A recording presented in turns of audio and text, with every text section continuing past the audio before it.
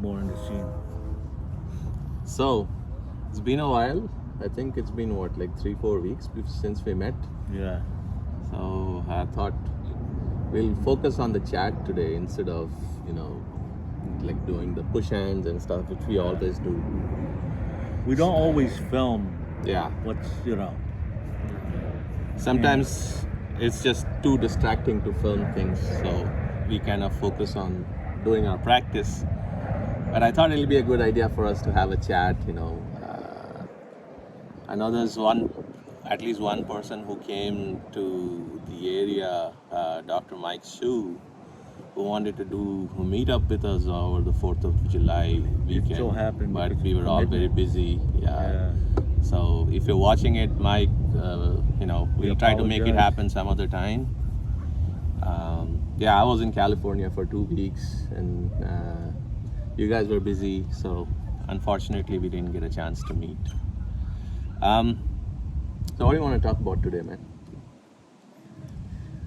I was hoping we can ask Mikey, because Mikey, you've been like, tell us a little bit about your experience with, ever since we started working out.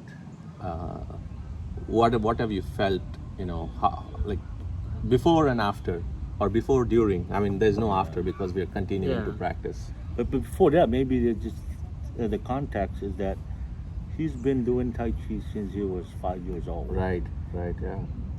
But then he got serious about it only recently, I think, right? In the last 2 years, maybe. 2 years. Yeah. So that's the context there. It's not like he just came into the scene. Yeah. He's not a new kid on the block, even though he looks like the Fresh Prince of He's not Chicago. in the block. He's part of the NSYNC movement. Yeah. He looks like the Fresh Prince of Chicago, man. So what did you feel? Without biases? Yeah. No just be honest and just, think about it. I feel like in the past 2 years I've been delving more spiritually, and at the same time through meditation, it's both the Tai Chi and then my spirituality, and both driving. So they converge and take you forward. And it feels like the more I'm doing my Tai Chi, the more I'm spiritually there, and I'm more it's pushing me and pulling me. When you say diving, you don't know what's diving. What do we mean when we dive? Diving? People, yeah. Well, diving is like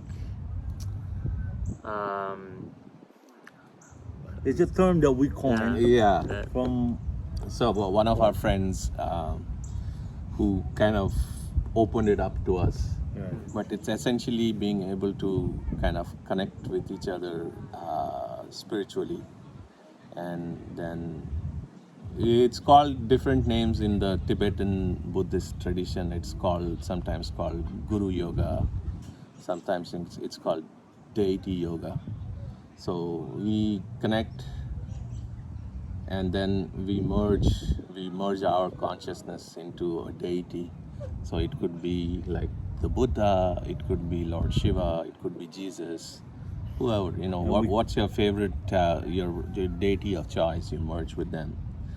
And then what it does is it expands our consciousness. It expands our, not consciousness so much per se, it expands the limitations that we are born with. So each of us are born, as being human, in this human manifestation, we imagine that there are limitations that bind us. So by doing this kind of dive-based practice, we dive to our master every day. Yeah. So, and our master is open, and he's always connecting to us. So it's a matter of opening ourselves up and recognizing that connection. And it's a very interesting sensation, actually, this kind of thing. It doesn't, space and time don't really matter. You don't have to be in the same place. You don't have to be, you could be in completely different parts of the world and still be able to connect, and you will feel a palpable sensation of connectivity there. So I think that I'd like to bring up this aspect that when we do Tai Chi, for others, like, whoa, what the heck is this? This is like woo-woo Tai Chi, or, that much of our practice is not so much on the classical Tai Chi, the forms, Qigong, and all that. But although that's a big part of it, we also delve into this. Yeah, so it's like Spiritual. there's no separation between Tai Chi and spirituality and Right. meditation, and all of these. After a certain point, they should all become like the differences, the categories should become inconsequential. It should be more about what you feel and how you feel and where your spirit is going. Is it evolving, is it devolving? I won't say spirit, more so like your awareness of your oneness with the universe. I know it's kind of like a cliched term, right? They'll be one with the universe, but it actually is the fact, because there isn't really any separation between people. Once you recognize that there is no separation, like things like connecting to somebody in another part of the world, it becomes just you feel it and it's there. That's it. So, how did you feel in the last 2 years? What happened? Yeah, so we kind of focused, deviated from Yeah. Mikey to Davy. So let's do let's go back to Mikey now. I feel like in the last 2 years, it's like once it starts to connect, you'll know it's there. It's not, you don't have to put a false saying, oh, I'm going to keep practicing, and then eventually it appears. Once once you truly, like, once I found that meditation in myself, then I was able to really, oh, I want this more. But then it's not anymore of I, like the ego. It's just this awareness pulling Right, me. right. So you feel like that it fills that void inside you, right? Yeah. Like all of us are born with this sensation of something missing. That's why we are constantly chasing after things. Like we want a career, we want education, we want X, Y, Z, we want possessions, And usually people focus outward and they try to access things that are outside of them. But to your point, it's Yeah. like once you have the spirit come in and fill that void, then it takes over, right? Yeah. Your ego is no longer in control. You just let go and follow. Yeah. This is interesting because this is the first time, if you will, that we open up in there, because we practice Tai Chi, and probably some of these viewers are saying, wait a minute, this is different now. This is no longer the Tai Chi that we know, but Yeah. much of what we practice, there's no dissemination between spiritual practice and Tai Chi, Yeah, right? yeah. It becomes more and more esoteric. Like you might see, if you catch us practicing our forms, we might just be holding one static posture for a long time. But in that, it's not physically. It's even though physically we're not moving, there's a lot of stuff going on inside. The energy is moving. The awareness is expanding. It's going into infinity, coming back into singularity, and so it's a completely different ball game. I mean, I remember there was somebody who watched Master Jose's video, and they said, "Oh, he doesn't have his balance right, or whatever." Right? It's like, if only you could touch hands, you come to know. Yeah. Well, the thing is interesting. We've had people. We're not going to name them. We have people that coming from different famous lineage of Tai Chi and masters, and come to us and say, "Wait a minute, this is a little different, right?" Yeah. Again, we're not going to name Yeah, the of course, lineage yeah. because we're not putting down. No, and there's nothing to put down. I Yeah, mean, there's nothing to put down because it's all the same. But what we practice, not to say that we're superior or anything better, but it's a little bit different from the Yeah. classical. Yeah. Yeah, and the thing If is you like, will. so the way I understand it is like in that, like people often ask us which family style do we do. Right. So we don't do family style. We practice what's called temple style and what was taught in the Taoist temples. And the person who brought this style to the U.S. was Master Wei Sin Liao. Wei Sin Liao. And so the way I look at it is like he kind of, what do you call it, like democratized the practice. Like in the family styles, they have the inner door and the outer door students. And so typically what people see of Tai Chi as Tai Chi in popular conception is the outdoor practice, right? So where you have the physical form, movement, and But what stuff. what can you say to those Wei Sin Liao temple stylists? They would say, wait a minute, you guys are not practicing the classical temple style because we are following our teacher, Master Jose Perez, style of Temple style. temple style. Yeah, because the thing is, Tai Chi becomes your own after Right. a while. So each of us need to have our own Tai Chi based on the foundation of the Tai Chi that's been taught, right? So energy and spirit and awareness works in different ways in different body-mind manifestations. So you cannot have one rule that fits all for everything. Right. And remember, this is not we're not talking about martial side of Tai Chi. We're talking about the spiritual side of Tai Chi. Okay, and that's the primary objective. Tai Chi is not for fighting. Tai Chi is not for fighting at all. I mean, even though you see us pushing hands and this and that, we're just kind of I exploring think the and keyword enjoying. is you can apply it Right. into that. Yeah. But if you do apply it, if you like voluntarily go seek to apply it, Right. then you're blocking yourself from the higher levels of access, you know? Right. And this is not a what you call the perfect alibi for us to, as a leeway for us to wiggle out Yeah, because yeah. other people are seeking, hey, I want to learn your Tai Chi, and maybe they want to challenge us, but that we're not into that. No, Although- no, there's nothing to challenge. I mean, what's Right. there, you know? And the people, like, what happens is, I think a lot of people who have done Tai Chi for a long time, they don't see the results that they see. Like, you know, if you watch some famous person, like, effortlessly bouncing someone several feet away, it looks really cool, right? So even we all did that when we started off. We wanted to be like that. We wanted to be like our teacher, and so that's the what do you call it? The allure of Tai Chi is like you think that doing power transfer and doing Fa Jing and Na Jing and things like that are the main thing, but it's not. Yeah, It's- after it rubs off, Yeah, once you go through the door, it's like it's business as usual. It's like breathing and eating and sleeping, you know. Right. You don't have to think about it. So, well, Mikey had an experience when you first got pushed with Master Jose, and then he said, "Oh, it's cool, but go ahead and tell what you experienced when you got pushed." And you said that you wanted to venture more towards what? Well, like the spirituality. Well, I saw that like the martial side and all the power is awesome, but within me, I've always had like this, like an internal fire or something. And then when I do meditation or Tai Chi, I have that feeling, and I always wanted to see what's that deeper. You know, where does it go? And it always goes to the same thing: spirituality, meditation. And I said, oh, so that's what I want to do. I want to, go all the way. yeah. I mean, that's a very evolved perspective, right? Most people don't think like that. So good on you, Mikey. Good.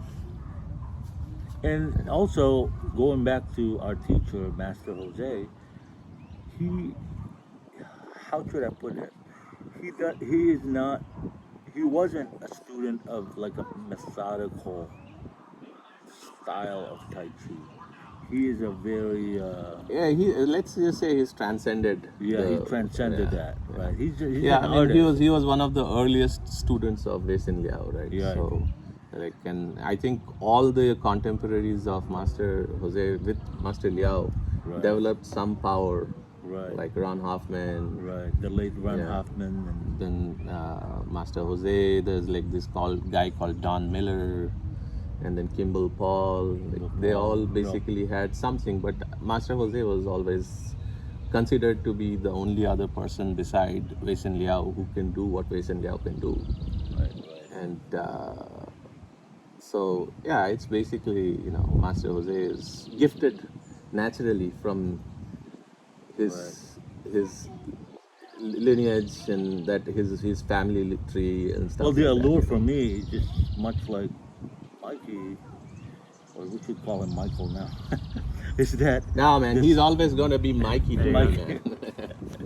again, it's this spiritual pull. To me, it's just the strongest. Yeah. And at one point, we shared this same thing that you feels like, oh, you want to run away into the Himalayas, Mountains, yeah, right? yeah. And just be a monk. But then I noticed, like, when I read Yogananda's book together with your kin, Lahiri Mahasaya, Uh-huh. is you don't have to Run away. run away or be a monk or denounce the world, if you will, right? Renounce the world. Renounce the world. I mean, Yeah. the renunciance of, like you be Yeah. an ascetic and, Yeah. and renounce the world. You don't have to, because we all have responsibilities, and Yeah. it doesn't have to be anything different. And our karma dictates what we do, Even like if your karma decides that you are going to be in a household and you're going to have responsibilities, no matter how hard you try, you can't get away. Right. But the best thing is, what the saying goes, when life gives you lemons, you make lemonade. So that's what you need to do, is Right. make the most of our current circumstance, right? Yeah, we make So, this, Swami Vivekananda, right? some of them. Yeah, so Swami Vivekananda said the person who runs away from the world and meditates in a remote Himalayan cave has lost the way. The person who dives deep into the world of Maya and what he means is the rat race has also lost the way. So you have to walk that razor's edge between the two different aspects of your, like materialism and absolute asceticism, and walk the middle path, which is what Lord Buddha also says, right? And I think that, going back to what I said about renouncing the world, right? We don't have to do anything other than your life right now. It's just that finding the balance in what you do, having the spiritual life, and whatever you're doing, and just finding the time. Yeah. Because we're not anything special in terms of, oh, how come you guys are doing left and right, bouncing each other? What special things you guys are doing? Although we have been practicing for a long time, but that's not the main thing here. Yeah. I think that the main thing is the joy we get from doing our practice. Right. The joy we get from, like I think it's somebody like, noticed, it's right? a We're all childlike, it's laughing like the and- childlike exploration, like that's the way you should have that sense of, wonder and awe and enjoyment in what we do. If it becomes like too much of like you have to do it, oh my god. If you wake up in the morning and you're, even for a second, your thought flashes in your head that, oh no, I have to do 1 hour of Tai Chi, then you're forcing yourself. You shouldn't do it. Right. What you should do is just stand 5 minutes, even if it's 5 minutes. Just enjoy it, be in the moment. I think partly to blame is some of those information or Sources. disinformation. I don't know. Yeah. When you say, oh, you have to stand 1 hour, 2 hours, 3 hours, I mean, nothing wrong with that if you can do it. But if it comes naturally. yeah, if it comes naturally. But I think it's more qualitative than Yeah. Like even quantitative, Master right? Jose says, right? You need to have a certain amount of discipline, but that's up to a certain point. Right. And I feel like different people, their psychologies are different, so different ways you have to find the right way for each of us. Because at one point, like you said at one point you were doing like 2-3 hours, Yeah, right? 3 hours at Right. least. Yeah. And so we did the same thing. And at one point, when Mikey was still little, we were doing 2-3 hours of standing. Yeah. But it goes to a point where you don't really need to. Right. No, and then it becomes like this map. It should not be mechanical, forced practice. It should be like, if you stand and it's be 5 minutes, it's fine. If you stand 1 hour, it's fine. The real gauge is the sense of time elapsing. If you feel that no time has elapsed, then however long you stand, that is powerful. If you are standing and you're constantly thinking, oh shit, when is it going to end? When is it going to end? I need to stand. My body is hurting, my back is hurting, my shoulder is hurting. Yeah. Then you got it wrong. There was a famous story within the Taoist thing, and it's now a cliche. There was a student that says, "Oh, master, how long you been practicing? I mean, doing like when you do meditation and standing, how long you do it, or how long?" Let me rephrase. How long have you been doing Tai Chi? And says, "Oh, before you acquire all these power and all that, oh, maybe around 10 years or something, whatever that number is, I forgot." Right. And then it goes, "Oh, in this case, I will double it in my meditation." And the master replies that in this case, It'll take you 20 years. it'll take you 20 years. Because, see, most people here in the Western world is that they quantify everything. They say that, oh, if I do meditation or standing for 2 hours a day, it would shorten. Right. But it's not like that. It doesn't work that way. Correct. Yeah. You gotta find the right balance. You can't overdo things too. There's something like you can, just like if you went to the gym and you lifted weights way beyond what your capacity is, you're going to hurt yourself and you set yourself back. And it'll take you weeks, even months to recover to a point where you were before you hurt yourself.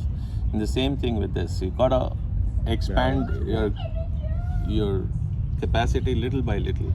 Like what was it that Cheng Mang Cheng used to say is you build a skyscraper but one slice at a time. It takes time, you build little by little. You cannot discount that some people were really born, like, the stories of Buddha or Sai Baba has been walking at the age, when they were born. Right. And so they're in a faster pace. So some people would be born with special talent. Yeah, and that's from the work that they have done in their previous lives, Yeah, I mean, I don't care if you believe in previous lives or not. It's a fact. Well, it shows, like, in any discipline, whether it's the arts, music, or whatever. Like, if you're born Michael Jordan, well, Michael Jordan also worked out a lot. Yeah. No, and that thing is like you can't. Those are not the right. Like I wouldn't use like skill in sport as like. Some people are born with talent. Right. Some people are naturally gifted. And everybody has their own gift. So, like some people are gifted in sports. Some people are gifted in arts. Right. I mean, I saw Mikey, your painting of Mikey Tyson. Yeah. That was pretty cool. Some people are child prodigy. Was a Indian kid. Oh yeah, that kid, yeah. 7 years old and he was teaching in college already. Yeah. Wow, that's amazing. Yeah, it's pretty cool, man. I mean, the thing is like the spiritual side is different than the what quote unquote secular side, right? Yeah. So what skills you have in your secular life is different from how you would, at least I would look at in the spiritual side. Maybe awareness of that, maybe. Yeah, so like awareness, being able to focus your mind. Like somebody was asking me like, what do you think if you can break down self-realization or enlightenment, the pursuit of enlightenment into 4 steps? What are the 4 steps that you need? One is you need to have sincerity of intent. You really want to know what you truly are. Second is you need to have a focused mind. So that's where meditation comes in. You need to be able to focus your mind for long periods of time without wavering, right? Like most people, you can't hold on to one thought for even 10 seconds. Your mind will immediately scatter and wander. So you need that. So that's where the discipline comes in. That's the initial phases where you need to focus and sit and really focus on something. And the long part. Yeah. And it's a long part because it takes time for it to become. And the third thing you need is basically purity of mind or clarity of mind. Because your mind is the one that will take you to the answer. You cannot do anything without your mind. The mind is what gives you the ability to know things in this body-mind manifestation. So you need purity of mind. It's like if you have a dirty mirror, you cannot see what is being reflected. You have to clean the mind, clean the mirror. So for that, again, meditation is one way. The other is to do service to others, selfless service. That's the best way actually. If you can do selfless service, that will purify your mind, where you don't think about yourself anymore. You're thinking about others. And the fourth thing that's really needed is someone telling you how to do self-inquiry. Where do you focus?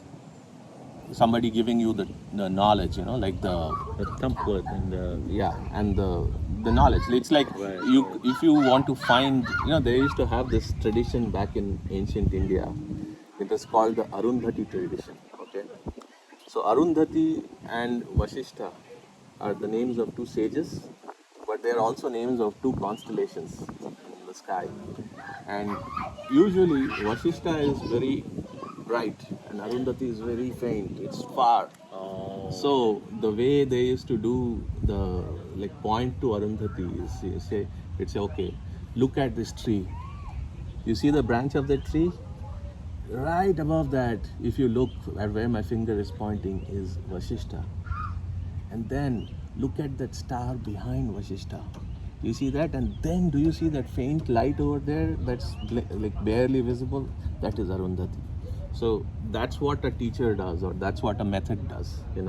It points to you clearly with no doubts, step by step, to get to that target. And so in the example, Arundhati is the target. In our example, self-realization is the target. So we need the See, here's the thing. I'd like to throw a little bit of it there. It's the gong or gong is the actual practice, right? Yes. And some people have the practice, but without guidance, without correct. the wisdom, or without pointing out, without the right instruction at the right time. Right. So gong without the guidance will lead to futility also. No, and not just that. It can give you a lot of power, and it can even give you like insights. But it'll never. It's very difficult for it to transform into a clear self-realization until you follow a lineage. Or a teacher. Somebody is to be there saying, hey, it's basically you want to use a GPS to go from point A to point B. You just drive, get on a highway and drive and use your instinct and go. Or you could use a GPS, and so the lineage, teacher, instruction is the GPS, And so that's what they say. I was watching some, this Sri Ravi Shankar, the Art of Living Master. Oh, okay. So he says GPS means Guru Positioning System. Yeah, I saw that. I saw that part. Good. You need GPS in our life. Yeah. So we need that, and and then blessed are those who actually have a good teacher like we have, We have, yeah. And the thing is, both of us are blessed that we found each other also, because for the longest time I've been working with others too, but I've never really. It's hard to really do it on your own. Yeah. Especially Tai Chi. Yeah, it is. Especially Tai Chi, because it's not like. It's not an individualistic thing, even though it is. You need to have that feedback from another person, right? Like such as push hands, right? Yeah. And there's until and we follow, because in terms of martial arts, we follow different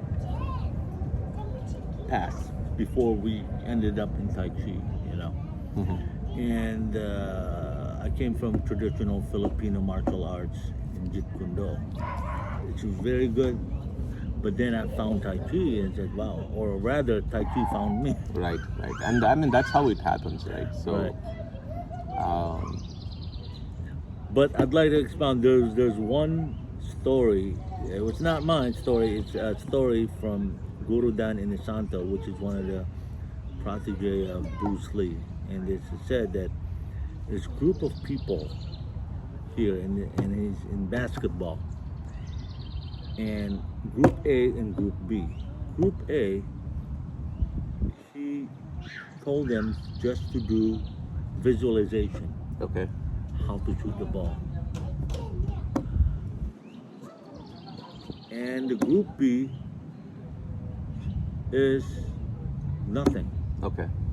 Obviously, the Group A has the visualization, but without the Physical the act physical of doing action. it. Yeah. Group B has no visualization, but they just practice. But end up that Group A did a lot better. Yeah, I mean, I think that in sports, especially like visualization is a very big Right. place, a role to play, right? So I think that visualization you can sum up to just like what you said, like the GPS. So you have the template. If somebody guiding you on, let's say even in a spiritual thing, you need to have a guru or a system, Yeah. the method to bank on. Somebody guiding you, and then you Yeah. have the practice, the discipline, and then And the desire, you the need to desire, have that exactly. burning quest for knowledge, quest for realization. So that's why I said first is quest for knowledge. You need to be sincere in your search. If you're not sincere, then you're not going to stick with it. And then you need that focus of mind, you need purity of mind, and then you need the GPS. So those are the four, things, in my opinion. And the thing is, like, how can you gain focus of mind? You do Tai Chi, you do yoga, you do meditation, you do breathe. You can do. You remember that story about that Zen monk? So there was this guy who was supposed to be really like incompetent, very foolish monk, and they didn't want to talk to, like they didn't want to let him into the main monastery. They'd keep him as an outdoor person, and his job was to basically grind rice. Okay, or like I don't know, whatever grinding thing they used to do back in the Zen monasteries back then. And all the inner door students, they would basically sit and brag about, oh wow, look at that, this teacher's this koan. And in the Zen monasteries they have these koans, right? So I this is my interpretation of that koan. And then they would have debates, sophisticated philosophical debates about this stuff. And so one day this guy he came in, and basically he heard a koan and then he answered it, and they started laughing at him. So then the old master, the abbot, he came out and he said, this guy is right, you guys are wrong. He said, how is it, master? We are inner door students and we've been with you, we have served you, blah blah blah. How did this guy, this fool, whose only job is to grind rice, how did he get the knowledge? And he said, well, he just kept doing that one thing with sincerity. And by doing that repetitive action, it became a meditation for him. So his mind was focused, and all he was doing is this. And by doing that over a period of time, his mind got purified. And when the mind is pure, then when you hear the knowledge, it becomes clear to you what it actually means. So that reminds me of the story about the tea master. uh-huh. I don't know if you. Oh, is that the one where he pours into the cup? Yeah, And, yeah. When he was being challenged, and all he did is pour tea. And well, no, I think the story goes this: he was in service of a king or emperor, rather. And then while it was a gift to him for his service. Yeah. And he's retired now. And as he was walking through the forest, there was a warrior who says, hey, where did you get that sword? Only people who had that sword are willing to use that sword. Okay. Therefore, I challenge you to a duel. And the tea master was scared. He said, I never fought in my life. All I did was tea. Okay, I'll see you 6 at dawn. We'll fight.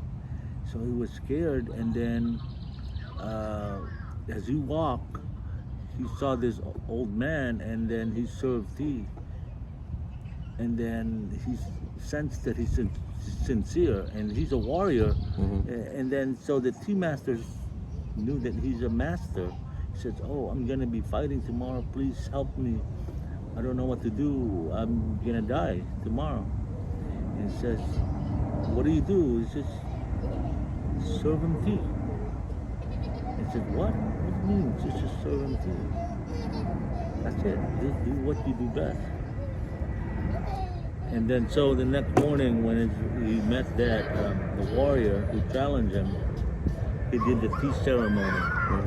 And the tea ceremony is a process of purification and all that. And then the other master recognized that in him, and he bowed and says, You are an expert. Yeah. You have mastery. "Yeah, you have mastery." So that's the same. It's similar. And like he all he did was pour tea. Yeah, he just And poured tea. he focused his mind, and he got so good at it that Exactly. yeah. So I think that's a lesson for all of us, because Tai Chi is that way. And once you focus on the energy and your mind has become subservient to that, it becomes See, yours like Master Jose says, you have the monkey mind and you have your spiritual mind, right? So you want the spiritual mind to be the boss. exactly. It's That's like- just the So that's why your ego takes a back seat and your spirit pulls you in the direction, Yeah. because that's what is needed. That's what's needed for self-realization. So that's good, man. That's good. well, that even in your experience, you're a writer and you're a musician. How do you expound on that in terms of music or writing? You see similar thing, and how your monkey mind is able to bow down to the Yeah. So whims of like with music, especially, you can't use the monkey mind. It can't be there, especially when you're playing improv, improvising, because if you think you're already late, so like you have to just drop it. The mind needs to just go away, and you just play.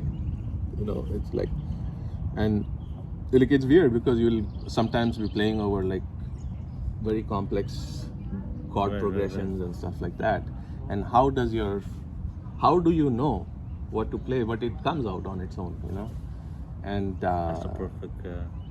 that's the same thing with painting too. I'm yeah. sure, right? Like you can't sit and like if you think too much, you're already late. Like same thing with Exactly. push hands. Like if you're thinking about applying Yeah. power, You're you're already late. Well, that's why, we're both into the visual arts, and I told Mikey that, for example, if you go to school, they teach you the academic arts, and all it is building attributes, learning the methods and all Yeah. that. But after that, you dish the method out Yeah. in favor of the art within exactly. you.